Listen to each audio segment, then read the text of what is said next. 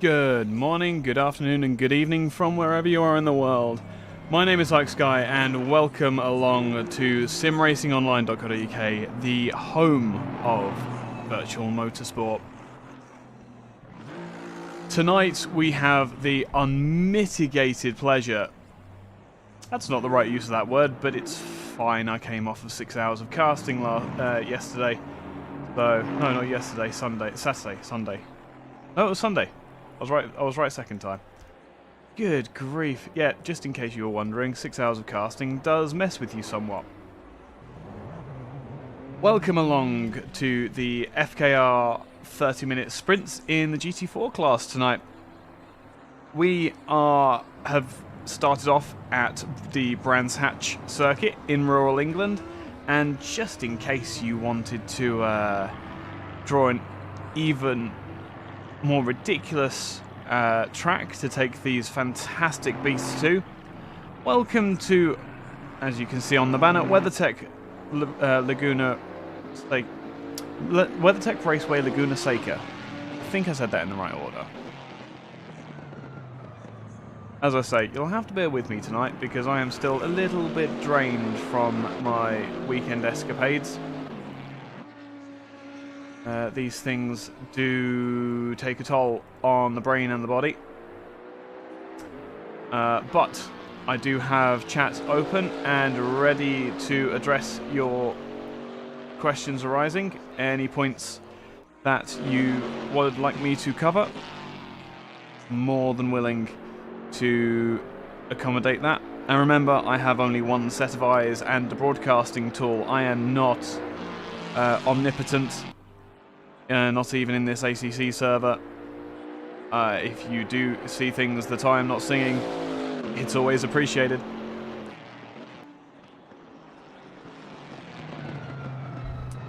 Tonight, we're going to find out two things. One is how these GT4 cars handle this absolutely quintessential sports car racing track here at Laguna Seca. The other question that we're going to have answered is what happens when a commentator, this one specifically, eats 2 boxes of nerds just before the broadcast. I have a feeling there may be a sugar rush coming at some point. Don't know what gives me that impression. Drivers have now started their flying laps. And you see the 69 is already across. A few of the other drivers will be coming around to the start line soon. Hopefully the 29 or 21. It's not the 21. I thought I saw the 21. 21's in the pits.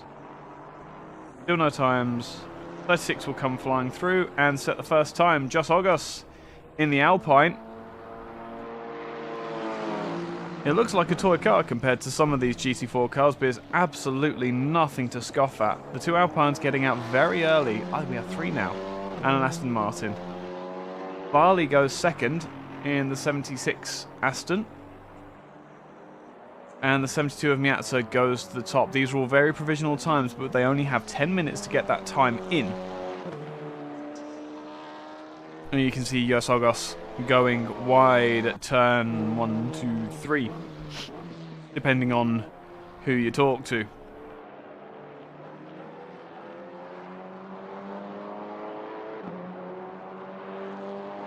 Under the bridge and through the kink at turn 6, we'll jump on board probably with one of the Soul Chevrolet of Selvi. Here's the Soul Chevrolet as well, because that engine is a monster. Proving exactly that as he comes across the line down to the Andretti hairpin. Andretti? I'm having one of those, again, I'm having one of those nights.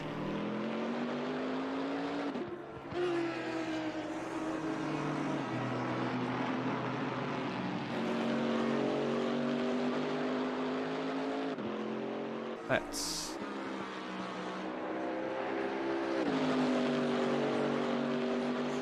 have a look. Come on, actually work. There we go.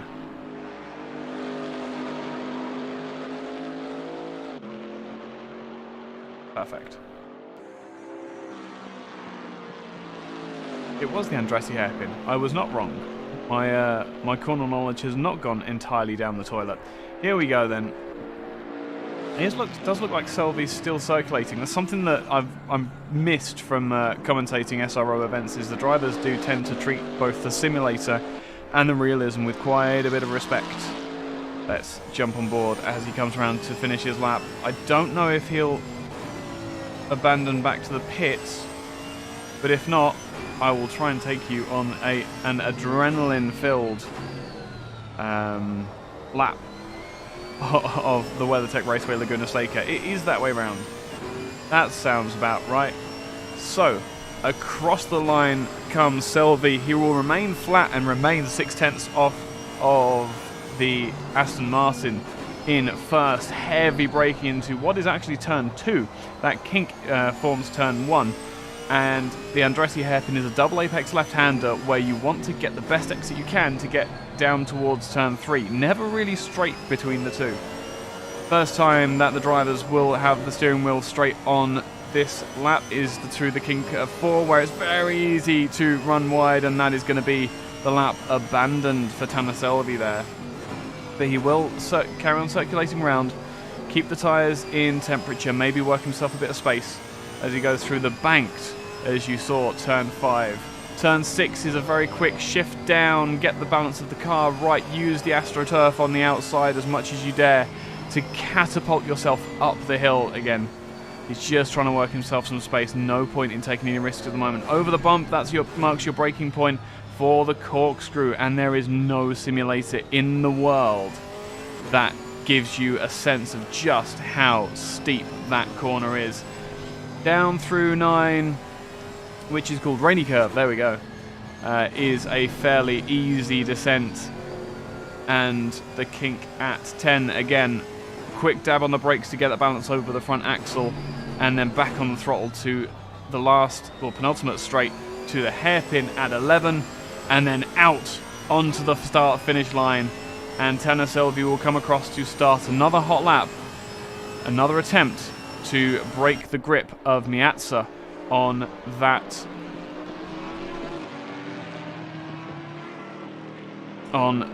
provisional pole position. Looking at the championship points, which I really wish that I could show you, but I can't. Tony Talviti is leading the way with his win last time out in the Pinnacle Motorsports. What is he in actually? Where is Talviti? He is a little bit... he's not here at all. He's missing, so he's going to forfeit that lead with a dropped score here. The next in the competition for the lead is actually Simon Geimer in this 75 Aston Martin, which is astonishing to see. Simon really pulling himself together in these GT4 cars as he comes into the pits. Third will be Bali, who is giving himself a better show. Again, in Aston Martin, I'm seeing a pattern here with these Astons last time out at Brands Hatch and Miazza. Top of the timesheets at the moment by 0.6 of a second. But behind him, it's anyone's game. Those Alpines really are showing very, very well. The 122 of Tim Muttram is in 9th at the moment, so this will do his championship hopes a lot of favours as he comes up the hill now towards the corkscrew.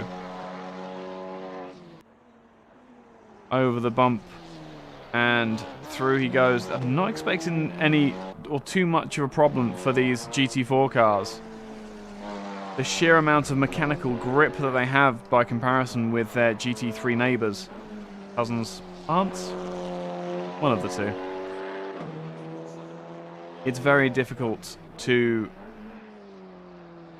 compare between the two. You can see just in the size of the wing on the back of that Alpine, it's nowhere near the size that it would need to be able to generate the downforce that we expect from the GT3 cars. It looks like Muttram is... No, Muttram is 4th still. He must have just got past... He was with Johnson before. I'm sure there was another car there. We may have had a disconnection, which is a shame.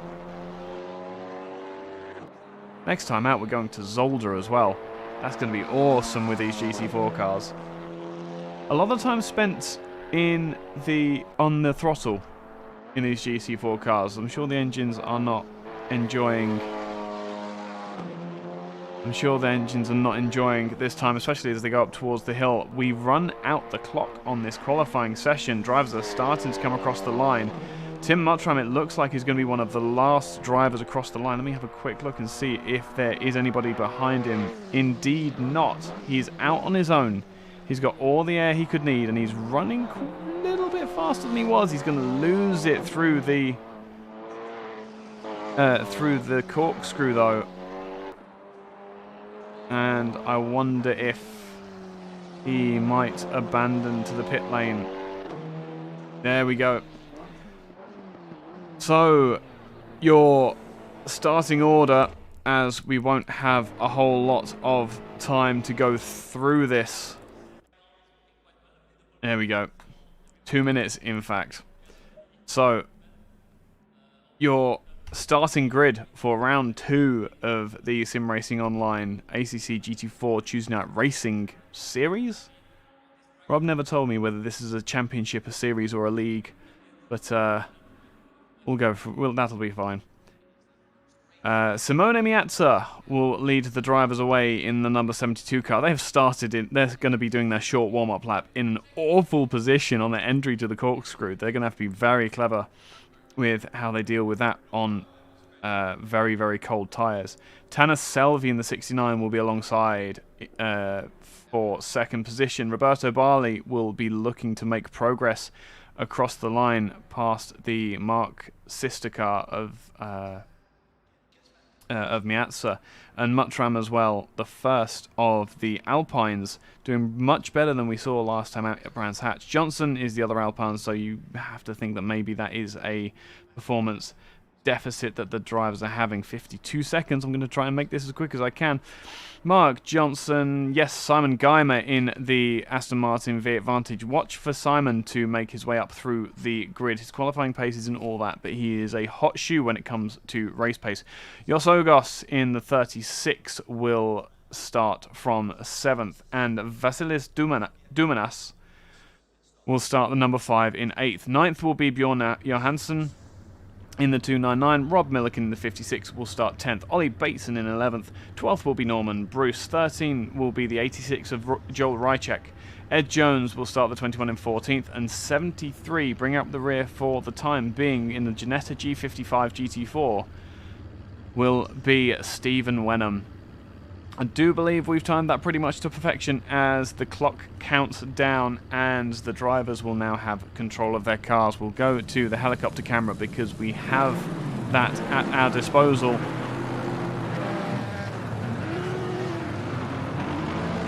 Tyre and indeed brake warming is going to be crucial for the start of this race, and I just realised you guys have got a lot of noise there.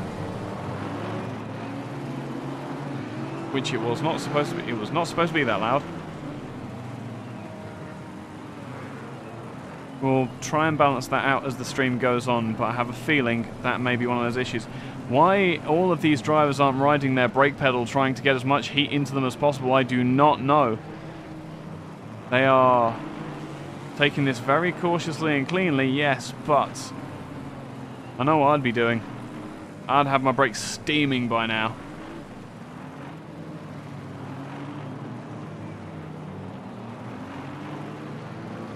A moment of peace before what is destined to be the chaos of turn 1 here at Laguna Seca. Miazza is keeping a nice constant speed now. The pack is relatively well formed, but it's a little bit messy now. Big gap between second and third. We wait for the section to go green, and a drive through for the leader before it's even begun. That is going to be speeding on the formation lap. Either that or he was too far ahead. One of the two. Into turn 1, we go 3 wide with the 2 Alpines, but everything remains clean. It looks like, we just have a look further down the field. That's a spinner off on the inside. Who was that? It looks like, yep, Joel Rychek on the 86. Did he jump or was he pushed? Miazza with a drive through but the Alpines are infighting. This is not good. I mean, it's good for us, don't get me wrong. But 3 Alpines now line astern for 5th, 6th and 7th. Not a good start for the French cars, but a demon start for Geimer. I wasn't quite sure that he was going to be making his way up that quickly, but the Aston's looking up the inside. Dumanas is interested in that 7th position of Johnson. Into the corkscrew for the first time. This high view is really helping us. As a yellow flag is out, what is causing that? The 86 has spun again, it looks like. Off on the inside. So perhaps, yep, that is going to be either a retirement or an amount of damage. Let me jump back to the high view as the drivers are still attached by a very, very short piece of bungee cord, as you can see from the track map there. Let me get that off the screen. There we go, across the line they come, and this is anybody's game at the moment. Geimer looking up the inside of Barley. It's not going to happen there. Barley is going to take a very shallow line into turn 1 to defend his position perfectly within his right to, but that is going to give him issues on the exit. All of this defensive driving is doing wonders for Tanner Selvi, who is going to be able to walk away in that 69 car. With Miazza destined for the pits and a drive-through, don't think we're going to get any information on why that is, but that is how it is, I suggest. If Geimer's going to make it happen, it's going to be up into the corkscrew. The 75 car looks as though he's got his car a little bit more sorted than the 76 at the moment. And not into the corkscrew. Barley's got it on the brakes. It's just a case of what else can be done. Dunamis has fallen back from Johnson, but not by much. Yeah, that is still the fight that we're looking at. The 75, 76, and now Ogos is, Mottram, sorry, is bringing himself into this fight for 3rd position. What can the Alpine do against the power of the Aston Martins? I have no doubt that in clear air these Aston Martins are faster than the Alpine, but it's that defensive driving from Roberto Barley that's keeping this Alpine in check and very much in contention for the 3rd place. Got to be careful that he doesn't drive too aggressively, otherwise that could frustrate Simon, and then, well, you're starting to cause issues of your own making.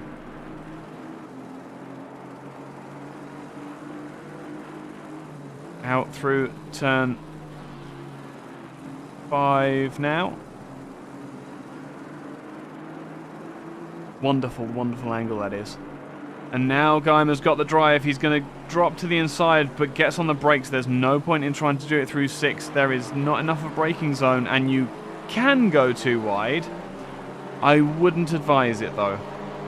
Can he do it into the corkscrew this time around, though? No, he puts his car in the mirrors of Barley trying to put him off, but that is not going to be enough. It's going to have to be a pass on pace as the Alpine, look at the apex speed through there. Such a small car, so much lower on power, but the pure handling of that, I'm pretty sure it's mid-engined.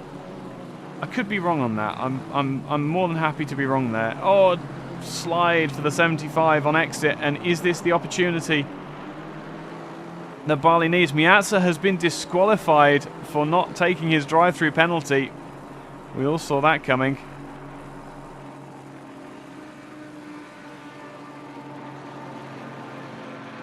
That's what you get when you don't listen to race control. Out on track, it looks as though Ollie Bateson is looking to make his way up the field in that 7... Where's that?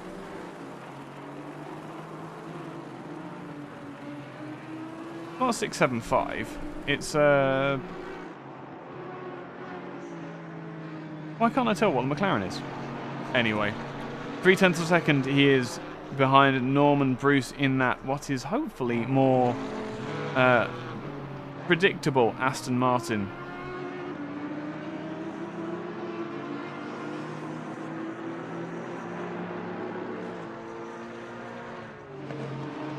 Such a simple course is Laguna Seca, and all of it is just building up to this monster of a corner. Up and over the blind crest, into the braking zone for the corkscrew, and fall off the edge of the world. It really does compete with the skyline over at Bathurst as the 74 runs out of grip on the front end. I wonder how much of those tyres Ollie has used already in that 74 car as he falls into the grips of the 21 of Ed Jones. At the head of the field then, now the fight for third becomes the fight for second, and even more points are on offer, and Geimer really does stand a very good chance at the moment of taking the championship lead. I can imagine he's very much wrestling with his inner driver at the moment, trying to not attack too much, but not fall back too far, because there is a very, very good lead waiting for him in this race if he can get to it. We'll take a moment just to have a look back at the replay of the start, and more specifically to Rychek, because here we go.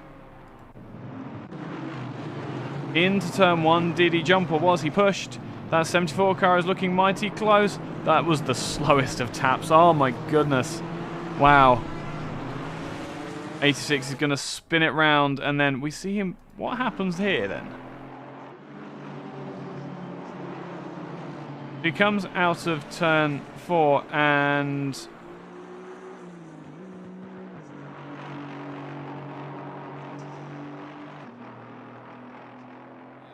where on earth has he parked it then?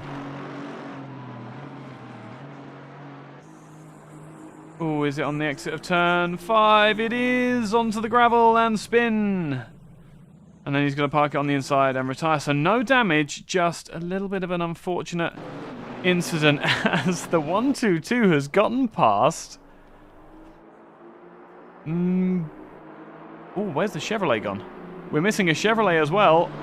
Drama at the head of the field as we have a disconnection for the Chevrolet. The battle that was over third place suddenly becomes the fight for the lead, and the Alpine, Tim Muttram in that tiny little Alpine, is looking to make hay while the sun shines. I do not see... No, Selvi is down in 4th.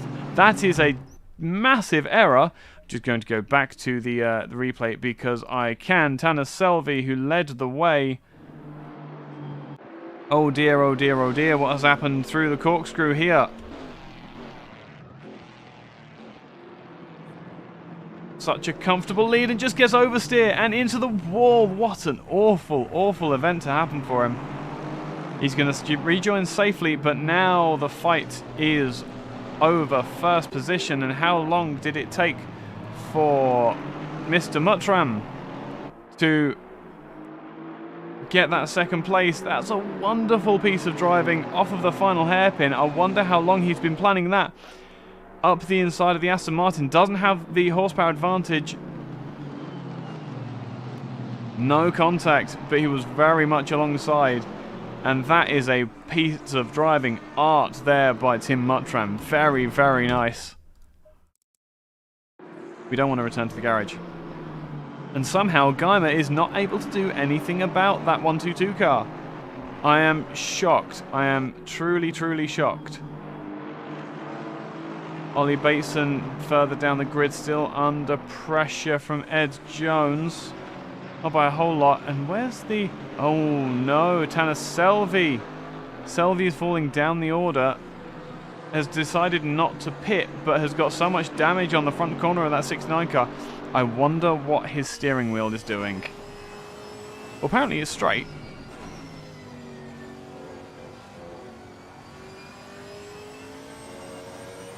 The steering wheel may be straight, but his confidence is definitely taking a knock there. No, wrong one. There we go. As the Aston Martin of Dumanas finally gets past Johnson in the 13. Up the head of the field, it is still separated by a breadth of cigarette paper. And that is 10 minutes of this 30-minute race gone. Enough action for you? Good. There's more to come where that came from.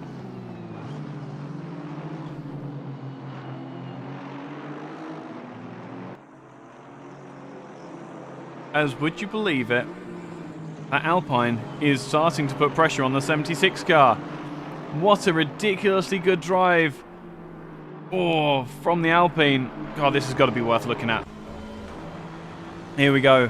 Where is the Alpine faster than that 76 Aston Martin? I don't know the answer to this. I'm just as excited as you are to find out.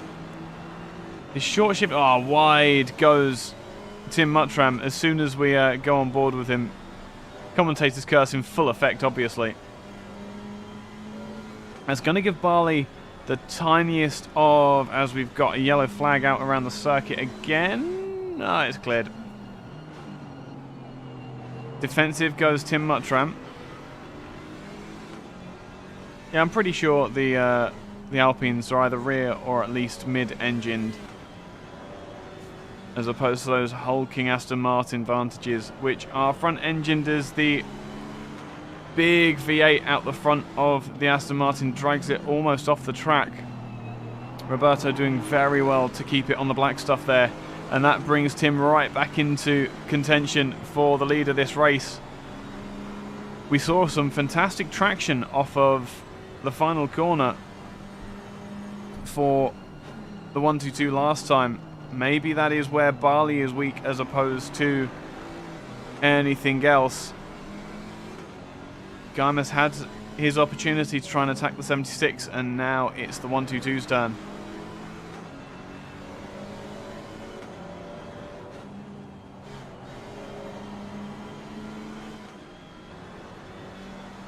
Dare say it's not happening at the moment unless that Aston Martin makes a very, very big error. Johnson in the 13 looking to take back that place from Dumanas that he lost earlier. Perhaps a little mistake from him.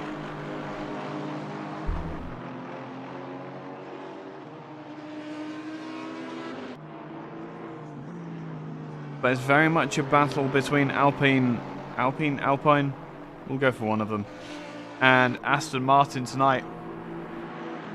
The top 7 cars, all in as one. Johnson's better on the brakes than the Aston Martin. This one may be slightly more interesting to look at as they go through turn 9 now.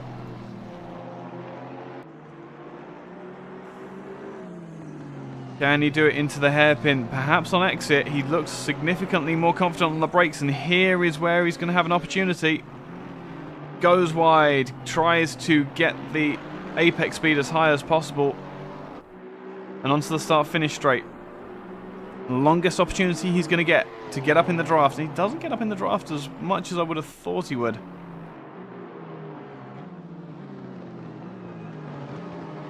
On the brakes again. Don't worry, I am watching the gap on the leaders as well. I'm hoping you won't miss a thing. Milliken is under pressure from Selvey, who is trying to get back to grips with that Chevrolet as well. Once again, the opportunity will present itself at the corkscrew. If Muttram decides to push it, a bit of avoided action for the 1-2-2. He was not confident with how fast that Aston Martin was going to take the corner.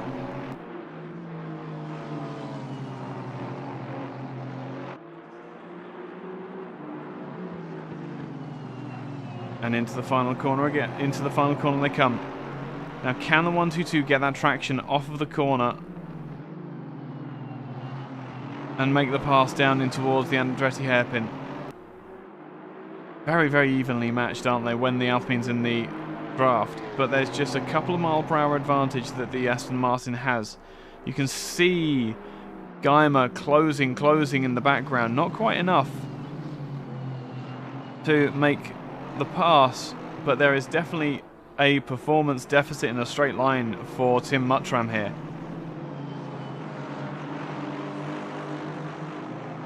But through the twisty first sector, and Rob, it looks like, has fallen back. Yeah, it just looks like he's fallen back.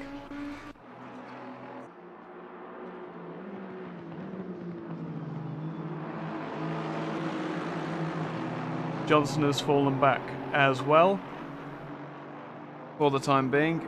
Gap's almost up to a second. They see it really is the battle that is on track. And I'm sure Barley is praying to the racing gods that Geimer can put some pressure on the 122. And kill off that pressure. 0.2 seconds is the gap between first and second. And into the final hairpin they come. This is as close as he's been. He's going to look up the inside, just show his nose. The Aston goes defensive. This is how he probably did the 75. But get the switch back. But again, they come across the line. This is going to be an interesting split time. There you go. Oh, Aston up the inside. This is going to be a no-brainer for the 75. It's not. He's not going to be able to defend his Muttram around the outside. Aston, Alpine for the lead. Having a look up the inside does Muttram, but I don't think it's quite going to work out for him. Oh, no, that's how it's going to work. That's how it's going to work, is if the 75 dives to the inside, a little bit close to being reactive, but he was fair in how he fought it. Leaves room on the inside, does the 122, but that doesn't really matter with that turn 5 with the banking. Through here, do you want to go too wide? Do you want to go too wide? You do, apparently. Ultimate respect from the SRO boys. Brilliant racing, brilliant driving in these GT4 machines. And into the corkscrew they go again. Barley now has got a commanding 2-second lead. And if Muttram wants to get the win here, he is going to have to push for it. Let's see how much that 122 has.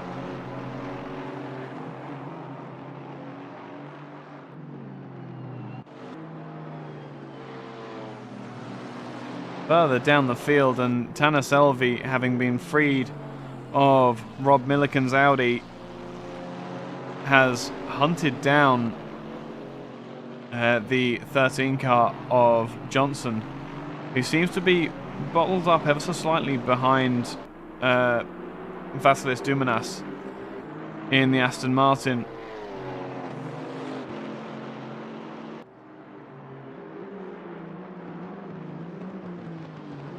I don't know if it's so much being bottled out as the gap to first goes down to 1.4 seconds already. That was 2. And given some fresh air, it looks like Geimer is a man on a mission. We're now coming up to 2/3 through the race. Roberto Barley leads, Tim Muttram second, Geimer is third, and falling away from that 122 car in a few shades. This might be what the opportunity that Geimer wanted, to have the gap to Geimer and just focus ahead on the number 76. He's got 10 minutes to do it. So he doesn't need to have all of the aggression in the world, but he does need to be leading by that last lap if he's going to make it happen.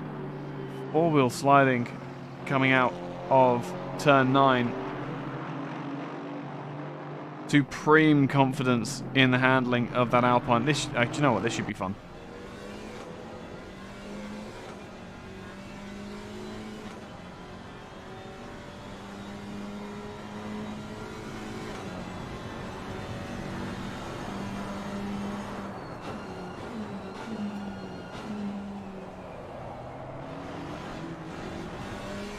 Oh, that's terrifying. You can hear the Aston Martin braking behind.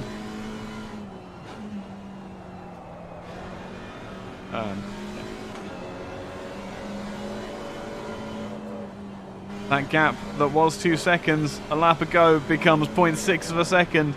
Does Tim Muttram have the momentum to be able to slingshot himself into the lead of this race. You have to wonder, because now that they're up with the leader again, Geimer has pulled the gap straight back in. Through the kink at 6 again. I'm going to go for the helicopter shot because this is ridiculously cool. Into the corkscrew they go now. And perhaps this helps with the transition that you have falling off the cliff there. Crazy, crazy transition. And into the last corner, fairly equidistant they look at the moment. But into the last corner you can see the 122's looking for a way past the 76. He knows there's a way past, but it's not going to happen in a straight line, and it's certainly not going to happen without a fight.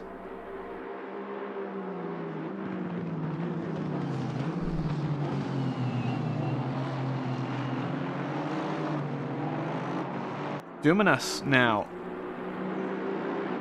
on... there we go. The power of the Chevrolet pulls Tanner Selvi back past the Aston of Bjorn Johansson. Let's have a quick look at that.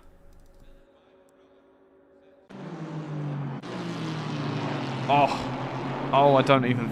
Oh, it was... So, Bjorn has lost the position by running wide through the corkscrew. And that's where that position has changed. A shame for Bjorn there. Also going to be an interesting fight through the remaining 7 minutes as well.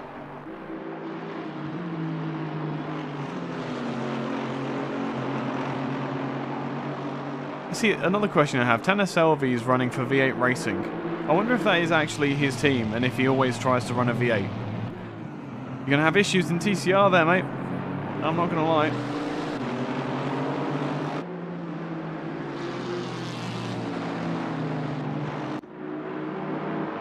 Oh, I was wrong. Sorry.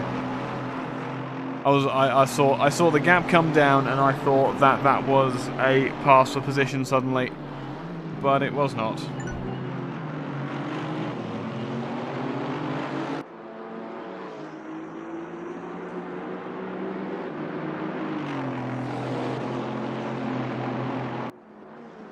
Grecian of Dumanas has now got a very unenviable job of trying to keep a rampant Tanner Selvi, who was 5th in the championship. Oh, is this even going to be a competition? The closing between the entry to turn 1 and the exit of turn 1, it was just so much.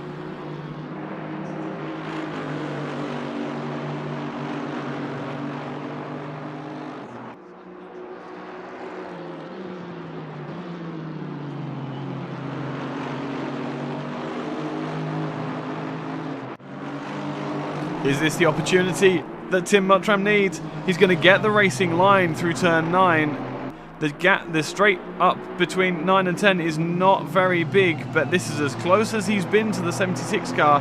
He's going to get back to the racing line because there is so much cornering performance in that 122 car. The 76 goes defensive and almost parks it on the apex. That was very, very slow for Barley. He only needs to hold on for 5 more minutes, but the attack that he is going to be under now is going to be relentless. Under the wing of the 76 Aston Martin, is there anything that Tanner Selvi can, that Tim Muttram can do? Not through turn 1 maybe, but maybe for the second apex. The 76 has to give space as the 122 is right up the inside. He's going to stay in second for the time being, but that might well be the camel's back broken. Oh, as the 122 has a big old slide there. I know that feeling, Tim. I really know that feeling. Pushing a little bit too hard, the car's getting a little bit too hot. And I'm sure Barley thinks that that is the end of the attack. Oh no, the 75 of Geimer, who has even more to gain from winning this race as opposed to coming second. I mean, Tim Muttram had a lot to gain. But he's going to be doing well anyway, regardless. He's going to be going up the championship points, whatever happens. Geimer's fighting for the championship lead. 4 minutes and 10 seconds left. He could be content to sit in second and just take the points, knowing that his main championship rival at the moment is not in the event. However, Barley is in third. So this is a championship fight. No, Barley I think would... No, I think Barley would take the lead of the championship if he wins here tonight. That explains the defensive driving. Geimer has 3 minutes and 30 seconds to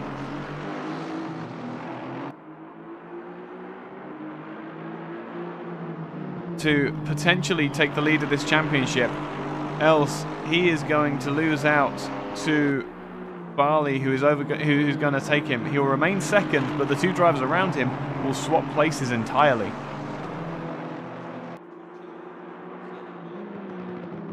And Tanner Selvi isn't doing himself too many dishonours at the moment, sitting there in 6th position behind the 299. I wonder how terribly that 69 car is handling at the moment. I dread to think.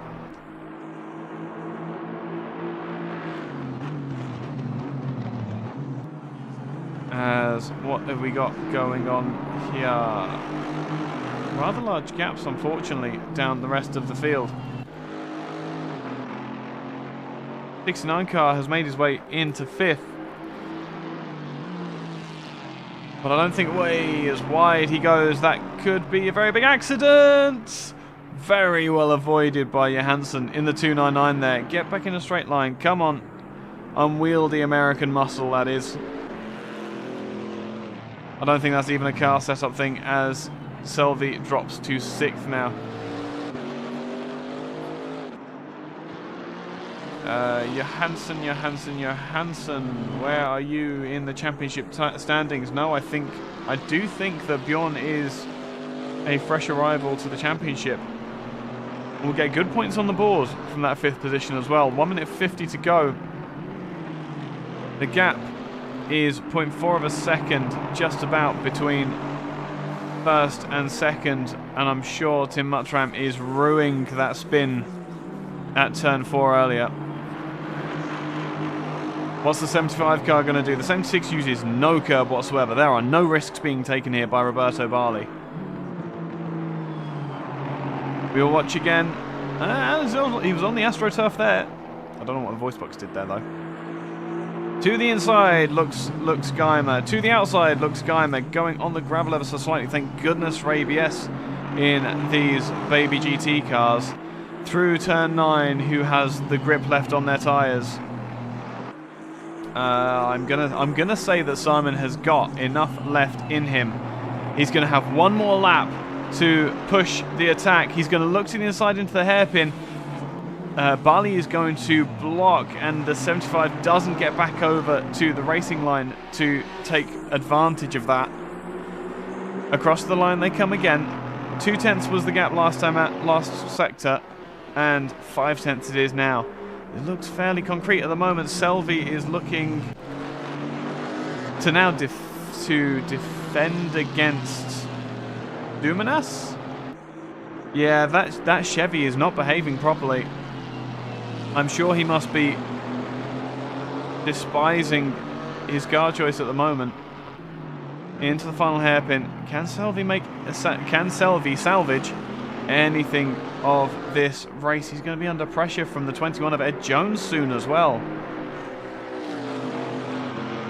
which is once again terrifying. The size comparison of those two cars is just ridiculous.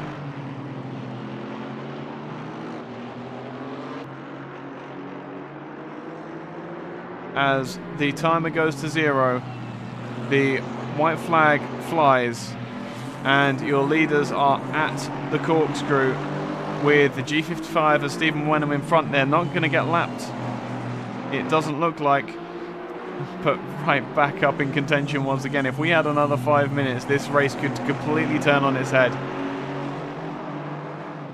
I'm saying nothing. There is one more corner to go.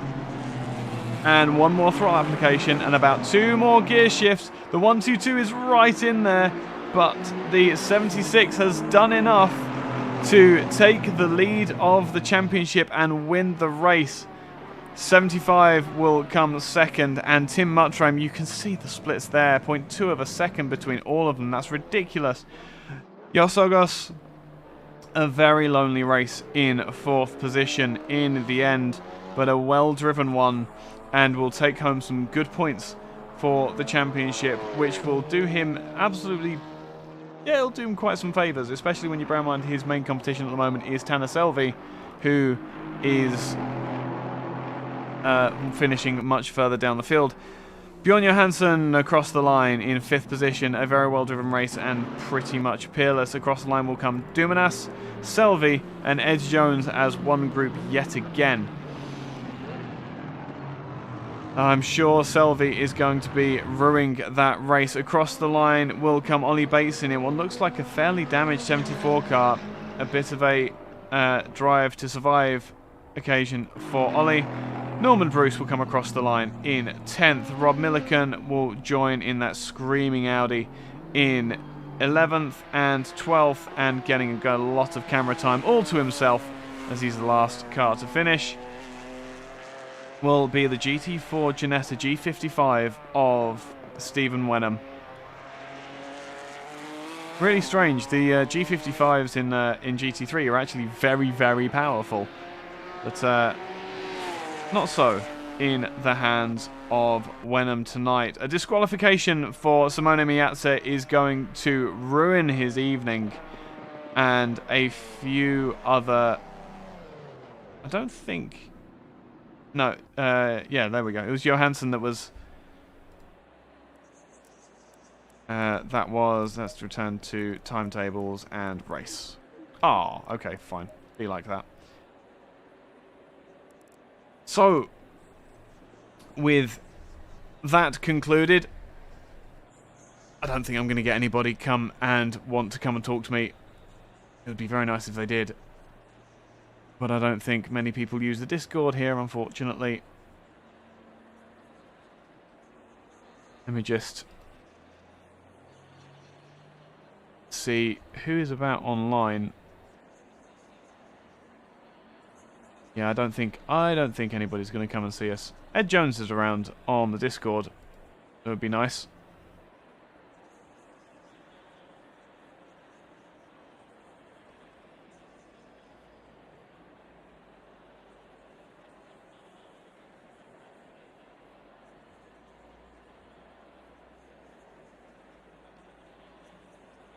I think that's going to be about it for tonight. I don't see anybody waiting for an interview at all, which is a shame. I really do enjoy talking to the drivers when they've finished a race like this. Perfectly formed and bite-sized chunks of GT3 racing. That is going to be all for tonight from SimRacingOnline. Remember to like the video and subscribe if you enjoyed the race.